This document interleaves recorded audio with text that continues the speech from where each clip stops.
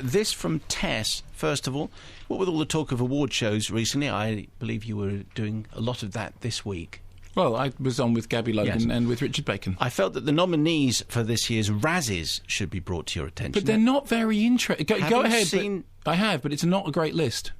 Having seen that the list has been posted online and noticing I had a spare half hour, which we perfectly spent laughing at the terrible films nominated, I clicked into the site. The nominees for Worst Picture: The Bounty Hunter, The Last Airbender, Sex and the City 2. Well, so far so terrible. Then I saw the penultimate film on the list, The Twilight Saga, Eclipse, swiftly followed by Vampire Suck. Now, says Tess, with a sinking feeling in my stomach, I looked through the other list. Sure enough, Eclipse clocked up 9 nominations. Worst Picture, Worst Actor for both Taylor Lautner and Robert Pattinson. Worst Actress for Kristen Stewart. Worst Supporting Actor for Jackson Rathbone. Worst Screen Ensemble for the entire cast. Worst Screenplay. Worst Prequel. Worst Remake. Worst Rip-Off.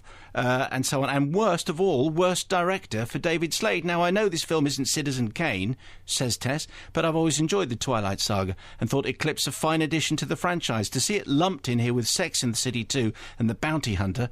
And Vampires Suck, more importantly. Very, very sad thing for me. Yeah, I think the Razzies nominations this year are lazy and not funny. I think the idea of nominating Twilight Eclipse and Vampires Suck is just, you ran out of steam, didn't you guys? You went, oh, what are we going to do? I mean, it's like that you know, the easiest of targets or the softest of targets, but with no discernment as to what's fun. I mean, the point about the Razzies, they are meant to be funny.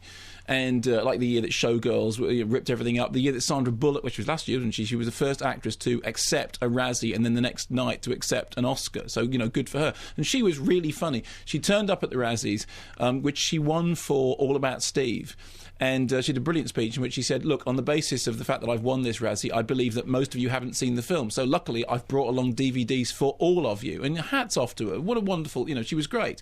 That's a lazy, unfunny, uninteresting list. And honestly, most people could have come up with a better, worse... Like us, for example. Get us involved. Yeah.